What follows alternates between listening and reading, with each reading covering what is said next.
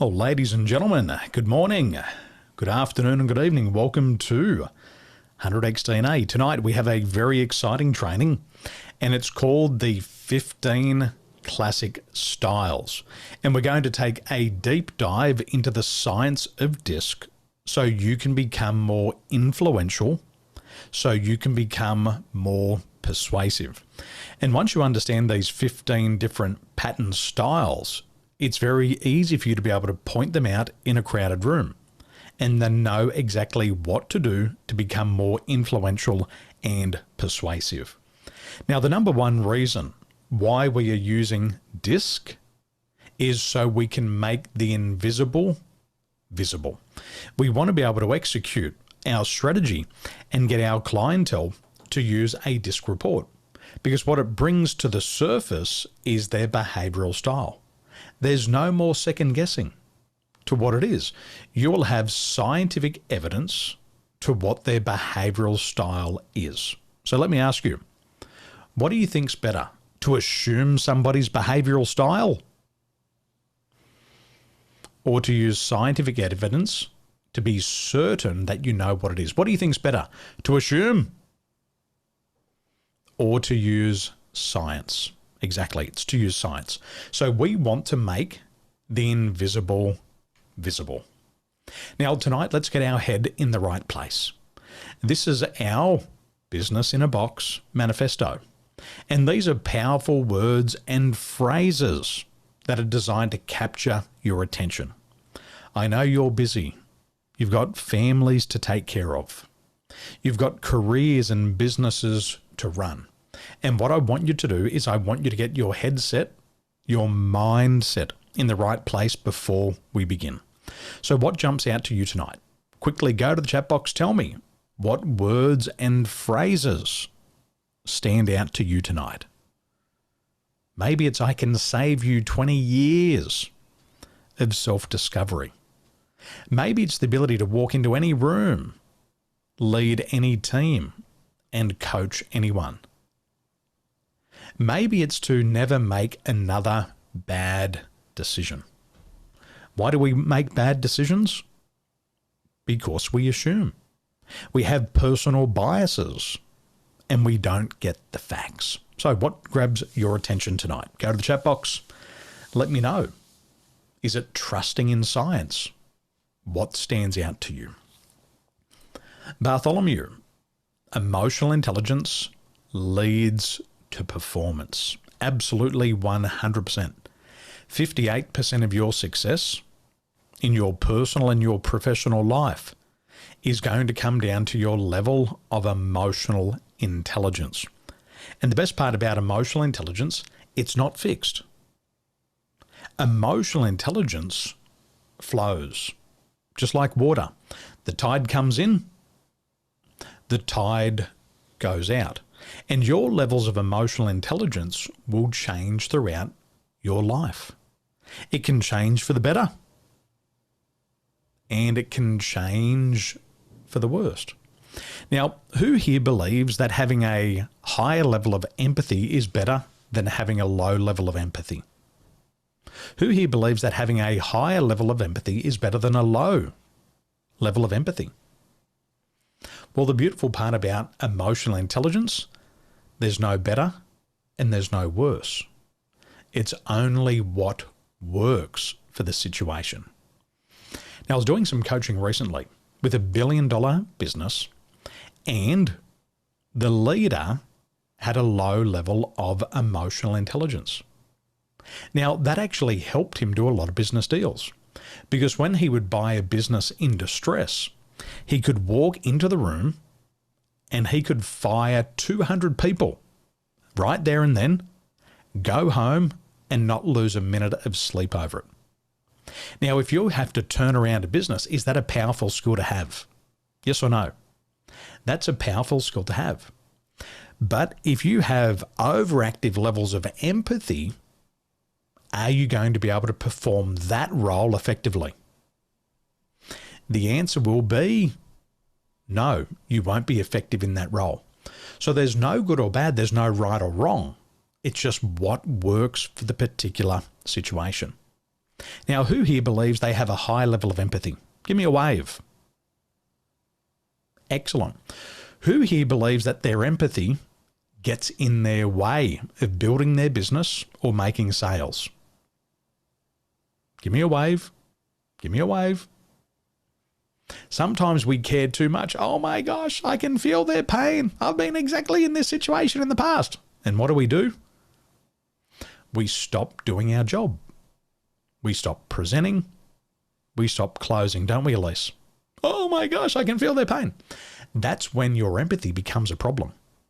It's where your empathy turns into being empathetic.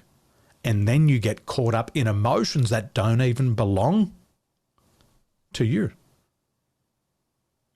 Now, some of the most successful people have less active levels of emotional intelligence. You know what? In their mind, in their heart, they go, I don't care what you're going through. My job is to help you solve this problem for a fair price in a reasonable amount of time. And I don't care about your objections. I don't care about your bullshit stories. I'm just going to keep doing my job, which is to provide you with a solution. And for every time you throw an emotional objection out there, I'm just going to cut through it. Does that make sense? And some of these people can earn $1 and $2 and $3 million every year. And you think to yourself, how do they do it? They got no emotional intelligence. It might be turned off, but it could work for them. Does that make sense? So remember, it ebbs and it flows. You can turn it off. You can turn it back on when you need it.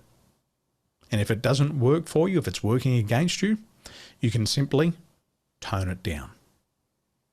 Excellent. Patrick, I can save you 20 years of self-discovery. Absolutely. 100%. I remember the first time, Patrick, I completed a DISC report. I said to the psychologist, I said, are you serious? Have you been following me around with a video camera? Have you got CCTV in my toilet? Because what's in there is what I was talking about a few moments ago. I'd known it my whole life, Patrick. People said, Daniel, you're too aggressive. Daniel, you're too direct. And I thought they were a weakness. And then I realized they were my DISC strengths and characteristics. So what did I do? I turned the on button back on. I'm going to use it instead of not using it. And that came through one conversation, Patrick. At age 36, my life was going this way. One day after learning DISC, my life went that way. And things got better, and you can do the same. Malini, people believe what they see. Absolutely. If you went to the doctor and the doctor looked at you and said, let me feel your pulse, let me look in your eyes, let me look in your mouth, and the doctor said, you've got cancer and we're going to remove your spleen. Would you believe that diagnosis, or would you say, would you like to do a blood test? Would you like to take an x-ray? Would you like to do an MRI? What would you do? You would ask for the x-ray, wouldn't you? You would ask for the blood test. You'd say, hey, well, that was a quick examination, but what about a true diagnostic? You wouldn't let somebody cut out your spleen because they've looked into your eyes or you've said, you wouldn't let them do that, would you? Now, as leaders, we're not operating on people's physical bodies. We're operating on their mindset. And the same principles apply. You're asking me to make this change, but it's invisible. I can't see it. Oh, let me show you your report. Oh, now I get it. You've made the invisible visible. Does that make sense? Excellent. Well, tonight, let me introduce to you the 15 classic style patterns. So what are the strengths of the 15 classic DISC style patterns? They range, and I'm going to share all of these with you tonight. So I'm going to first educate you on the 15 classic styles. Then we're going to break it down individually. And then we're going to go into our breakout rooms and we're going to start to coach around these 15 key areas. So we have the assessor, we have the examiner, we have the finisher, the influencer, and the producer. We have the coach, the explorer, the formalist, the networker, results driven. We have the dynamo, the fact finder, the harmonizer, the planner, and the technician. So let's learn about these one by one. Starting with the assessor. They apply creative focus to practical, workable concepts and make them doable. They display competitive and results-oriented interactions, but engage others with persuasion rather than through aggressive methods. They're good at explaining their ideas and the steps required to reach their goals. They're well organised and often have a step-by-step action plan to ensure a good result. Finally, they can be quite verbal in stating their dissatisfaction, in criticising others who are not contributing. Now, if you have a look at the disc wheel on the left-hand side, the assessor style can show up anywhere here where these yellow dots are on the disc wheel. So, do you sound like the assessor? If this sounds like you, drop a me in the chat box. Next, we move on to the coach. They're adept at solving people problems. They're seen as warm, empathetic, and insightful. They like to form extended personal relationships and often develop a reputation for unobtrusive, contributory efforts when working with others. They can become too lenient with marginal contributors and tend to be too mild when issuing corrections, directions, and expectations. So if your plotting point is between very supportive, and persuasive, or very persuasive on the disc wheel, then you might have the coach style. So if this sounds like you, go to the chat box, type in me. Next is the dynamo. They will attempt to adjust or modify the thoughts and actions of others. They're good at understanding how to steer others towards a predetermined result. They will set the stage for the desired result before they verbalize that desire. Their strong persuasive skills can elicit cooperation from others, but sometimes create a feeling by others of being manipulated. They can be intimidating and can seek to override the decisions of others. So are you a dynamo? If this sounds like you, type in me. Next we have the examiner. Now they're steady, objective, and analytical. They're successful due to their strong persistence in pursuing their objectives. They can excel in complex or technical projects. They rely upon logic rather than emotion. They like working alone and do not feel the need to engage or be involved with others. They can sometimes be viewed as lacking tact and or warmth. Does that sound like you? If that sounds like you, drop a me in the chat box. The explorer. They display opposing directions in their behaviours. They desire results and goal achievement, and for those results to be perfect. They shift between aggression and sensitivity, the desire for immediate results versus considerations of alternatives. They often make routine decisions quickly, but may need to exercise caution for bigger ones. They're also agents of change who will want the space and flexibility to explore by retesting and revisiting their conclusions over time. In addition, they can be seen as emotionally distant and sometimes surprisingly direct. So does this sound like you? If it does, drop a me in the chat box.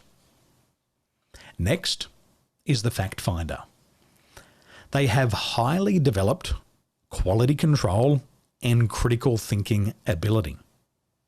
They favour logic and facts, but also possess intuitive abilities that they will meld with the facts.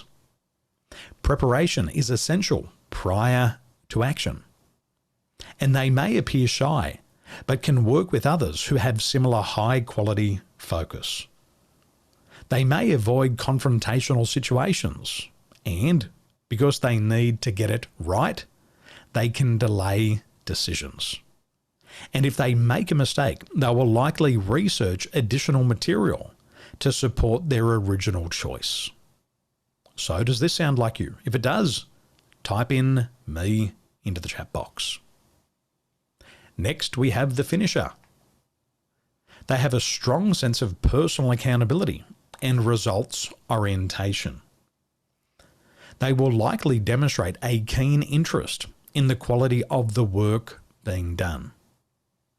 Because of a high opinion of the quality of their work, they may often either do a task themselves or take back a delegated task so that it's done right. In addition, they operate at a high efficiency and expect acknowledgement and rewards for their efforts. So do you sound like the finisher? If that's you, type in finisher into the chat box.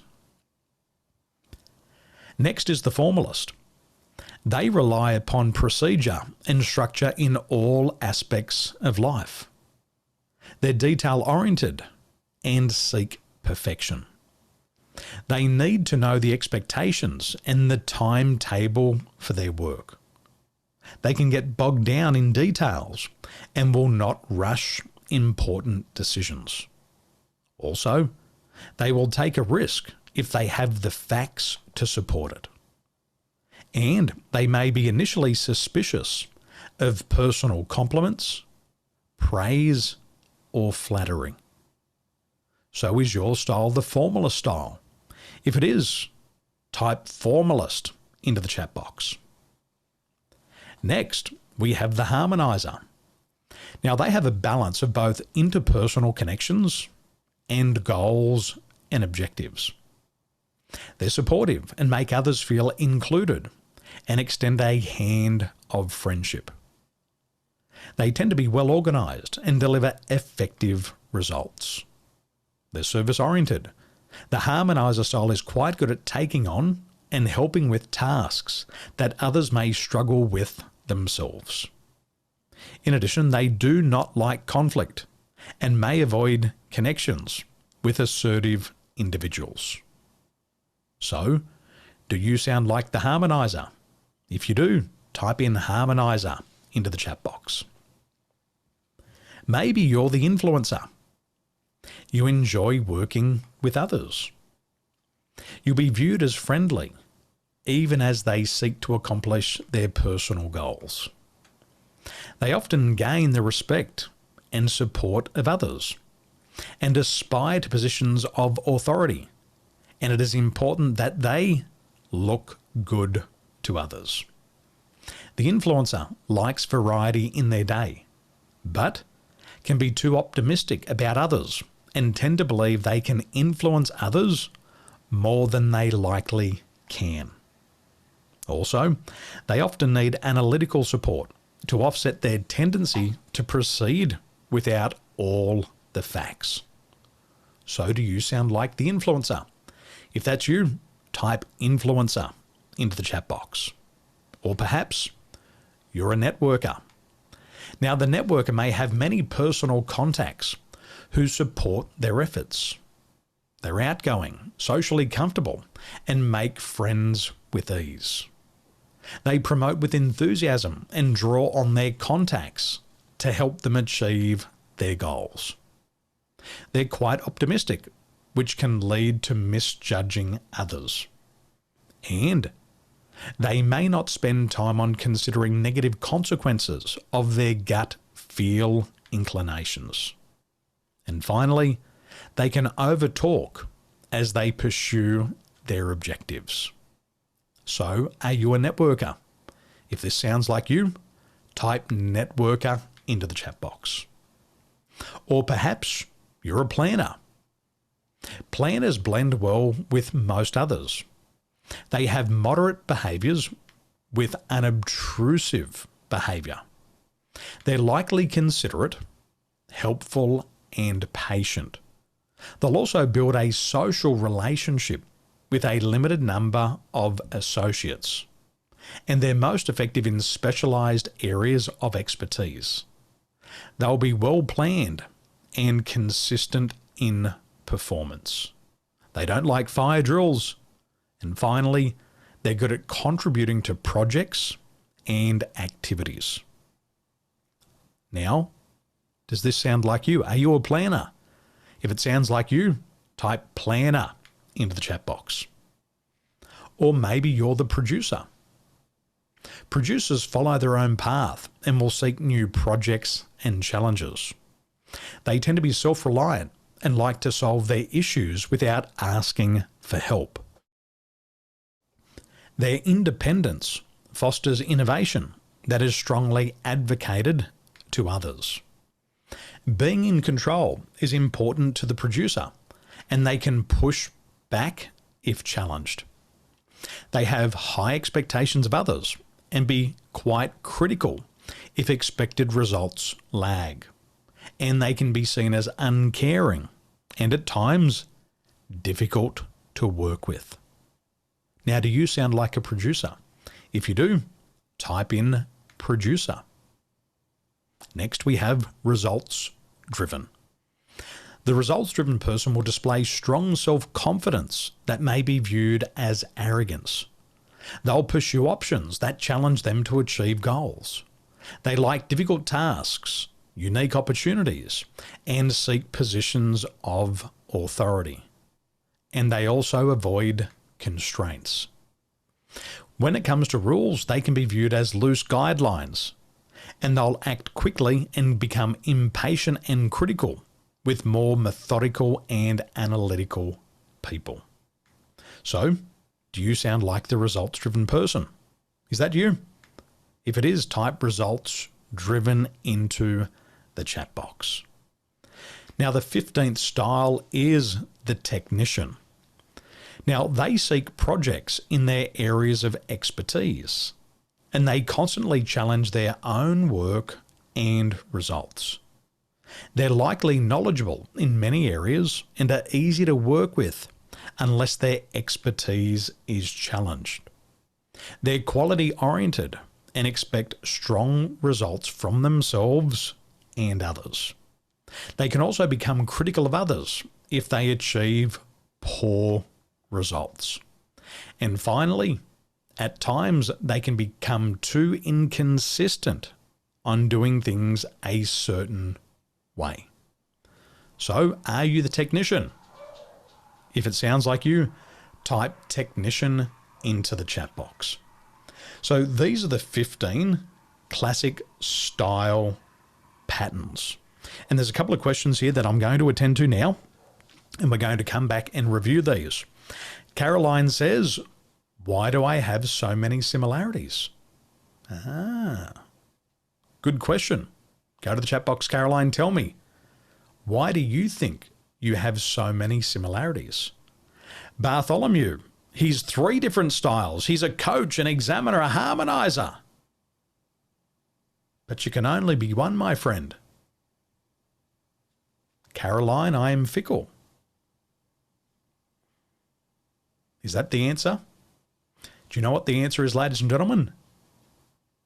The answer is trust in science. What do we say on the manifesto? We say trust in science. Have you noticed that there's all these possibilities? You can see yourself as a little bit of everything, but you're still not quite certain. Is that true? See, when it comes to emotional intelligence, remember 85% of the population claim to be emotionally intelligent, yet only 15% truly are. So what do we do if there's doubt? We have to trust in science, don't we? Because if I think I'm all these 3 different styles, I'm going to constantly make mistakes because I'm confused about who I really am. And this is the core of emotional intelligence. If I don't know who I am, if I don't know how to manage my behaviors, it's going to impact my motivation. And if I do make a decision and it's based on incorrect information, what's going to happen? Am I going to move towards or away from my goal? I'm going to move away from my goal. And I'm going to go in the wrong direction and I'm going to have no idea why. That's why we trust in science. So do you have the science in your hands? Absolutely.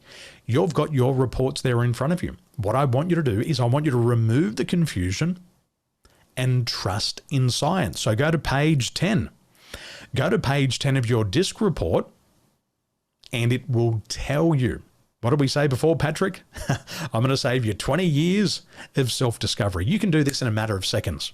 So go to page 10 and what it will say is your style, your behavioral style. It'll say it there in black letters. Once you see it, go to the chat box and type in your style. Then you will know without confusion who you are. Once you do that, then you can make better decisions. Once you make better decisions, instead of taking the wrong action, you'll take the right action. And it's only the right action that will get you the results that you want. Would that be fair to say? Can be no other way, can it?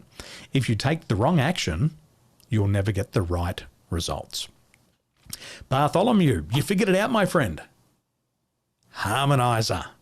Excellent. Isn't that so much easier? Imagine if you're a leader and you're trying to get results out of other people, but they don't know who they are and you don't know who they are. Will you ever get the desired result? Doesn't matter if you're Mark Zuckerberg. Doesn't matter if you're Mr. Alibaba.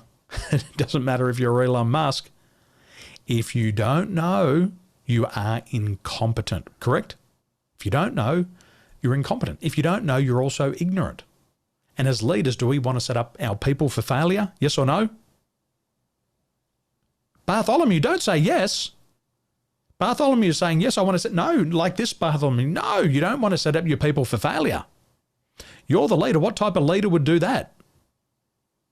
Bartholomew, the head goes this way for no. Doesn't matter what language you speak, no is like this. Okay, Elise, coach. Lee, technician. Ganny, producer. Okay, so now you know. So we say in emotional intelligence, it's not what you know that hurts you.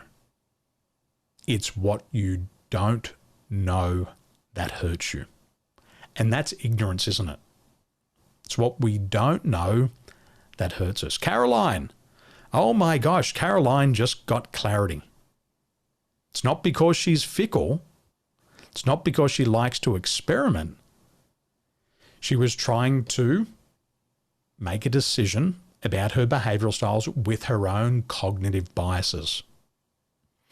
So if Caroline thinks she's a producer, but in reality she's a dynamo, then she needs to correct her mindset and her behaviors because she's going to go in two different directions. And this is what we say the first pillar of emotional intelligence. What is it? It's self-awareness.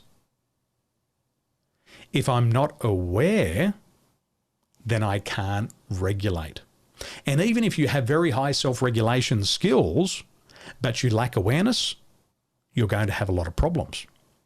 The third pillar of emotional intelligence is motivation. So if I'm lacking awareness, knowing who I am and why I think and feel the way that I do, I can't control my thoughts, feelings, or actions, which impacts my motivation. What does that look like? It could be somebody putting in a lot of effort and getting very little reward. Who's felt like that before?